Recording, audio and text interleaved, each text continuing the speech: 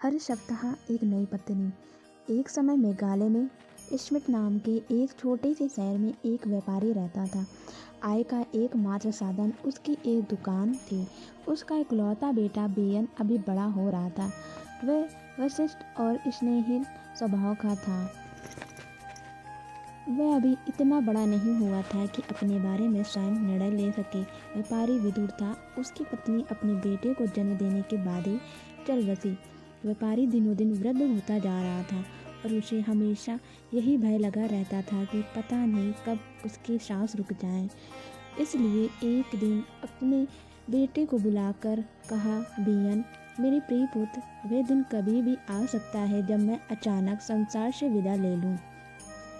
तब तुम्हें ही दुकान संभालनी पड़ेगी।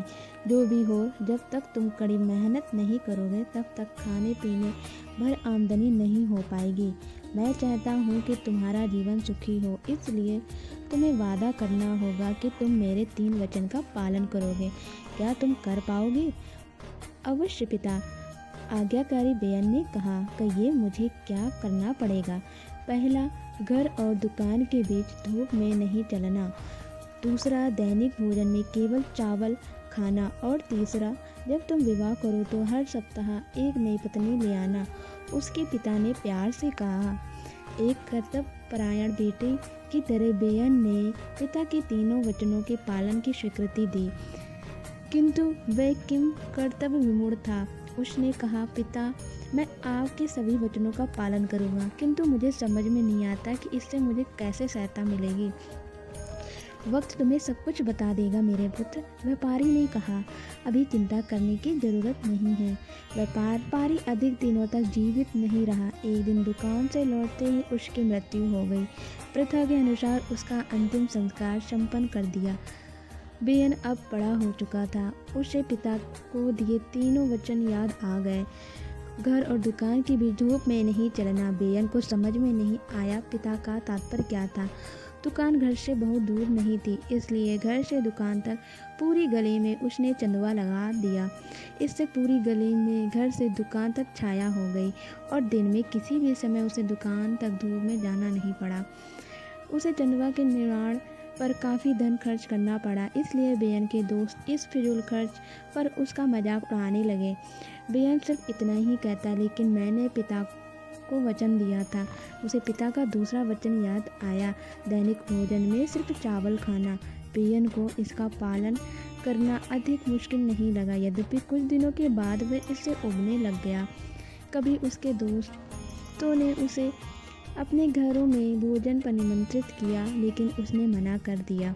यदि वे चावल के अलावा कुछ और परोस दें, इस विचार के आते ही वह परेशान हो जाता। मैं पिता को दिए वचन का पालन नहीं कर पाऊंगा। जो भी हो, उसने दोस्तों को पिता को दिए वचन का रहस्य नहीं बताया। अनेक अविवाहित लड़कियों के माता पिता उसके पास विवाह का प्रस्ताव लेकर गए, लेकिन उसकी शर्त सुनकर चकित रह गए। मैं आपकी बेटी से विवाह तो कर लूँगा, किंतु वह केवल 1 सप्ताह के लिए ही मेरी पत्नी रहेगी। लड़की के पिता ये सुनकर क्रोधित और निराश होकर वापस चले जाते। कि विचित्र सत्र से दुखी होकर योग लड़कियों के पिता दूर ही रहने लगे। शीघ्र ही पूरे शहर में ये उपहास का पात्र बन गया। मरियम को बेयन के विचित्र शर्त के बारे में मालूम हुआ। वे उसकी दृढ़ता से बहुत प्रभावित हुई। उसने उससे विवाह करने का निश्चय कर लिया और अपने माता पिता से ये निर्णय बताया। वे लोग भयभीत हो गए। 1 सप्ताह के बाद वह तुम्हें निकाल देगा तो तुम्हारा क्या होगा? बेवकूफ़ी ना करो मरियम, हम लोग तुम्हारे लिए कोई और लड़का देखेंगे। माता पिता ने कहा, वह मुझे नहीं निकालेगा। मरियम ने बड़े विश्वास के साथ कहा, आप लोग देखते जाइए। उसके माता पिता ने तब बेयन को मरियम से मिलने के लिए अपने घर पर निमंत्रित किया। बेयन मरियम की सुंदरता तथा उसके मधुर व्यवहार से बहुत प्रभावित हो गया। बेयन ने मरियम को पिता के तीनों वचनों के बारे में बताया और कहा, मैं पिता को दिए वादे को कभी नहीं तोड़ूंगा। मैं सब जानती हूँ। मरियम मुस्कुराती हुई बोली, घबराओ नहीं। विवाह शान के साथ संपन्न हुआ। बेयन के सभी दोस्त शादी में शामिल हुए। मरियम के माता पिता ने राजसी भोज दिया। प्रथा के अनुसार बेयन को भोजन के तुरंत बाद अपनी बीवी को अपने घर ले जाना था। दोस्त लोग वर वधू को शुभकामनाओं के साथ उसके घर छोड़ आए, किंतु कितने दुख की बात होगी जब 1 सप्ताह के बाद मरियम को वापस जाना पड़ेगा। वे आपस में बात करते हुए उदास हो गए। मरियम ने सप्ताह के 7वें दिन अपने हृदय का सारा प्यार बेयन पर उड़ेल दिया।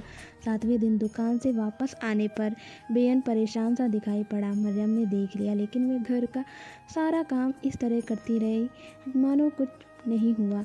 कल मुझे उसे निकाल देना होगा। मैं पिता को दिए वचन कैसे तोड़ सकता हूँ? ये विचार उसे रात भर परेशान करता रहा। सुबह हो गई। बेयन जाने के लिए तैयार हो गया। क्या तुम तैयार हो मरियम? आज मैं कहीं नहीं जा रही हूँ, मरियम ने भोलेपन से उत्तर दिया। मुझे तुम्हें घर वापस ले जाना है। तुम्हें मालूम है कि मैंने अपने पिता को ये वचन दिया था और मैं इसे नहीं तोड़ सकता, बेयन ने कहा। तुम कितने मूर्ख हो, मरियम ने टिप्पणी की। तुम्हारे पिता ज्ञानी थे और उदार थे। ये सोचना मूर्खता है कि तुम्हारे पिता तुम्हें ऐसा काम करने के लिए कहेंगे जिससे तुम शहर भर में उपहास के पात्र बन जाओ। तुम्हारा क्या मतलब है मरियम? बेयन, जो बचपन से ही बोला था, समझ नहीं सका कि मरियम उसे क्या समझाना चाहती है। उसने कहा, तुम्हारा मतलब इन प्रतिज्ञाओं से है जिनका पालन करने के लिए मेरे पिता ने मुझसे। मरियम ने बीच में टोका। हाँ, मैं वही कहने जा रही हूँ।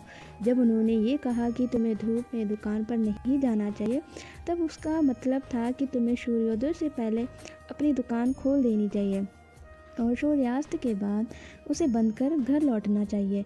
वे चाहती थी कि तुम सारा दिन दुकान में रहो, पर तुमने क्या कर दिया?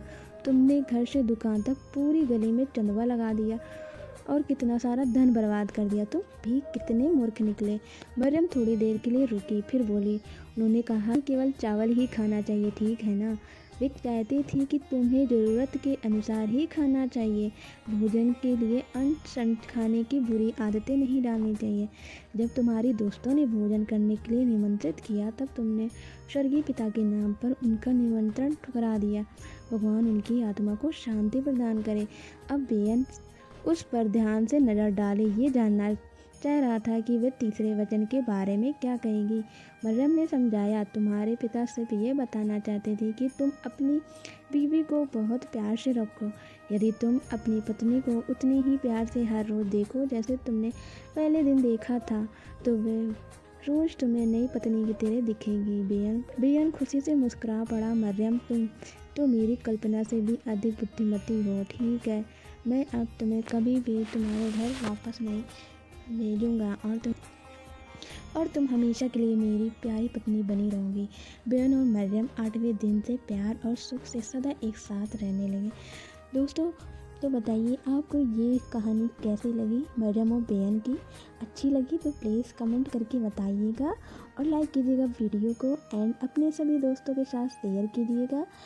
और ऐसी ही प्यारी प्यारी कहानियाँ सुनने के लिए चैनल को ज़रूर सब्सक्राइब करें। मिलते हैं ऐसे ही नेक्स्ट कहानी में। Bye bye, take care.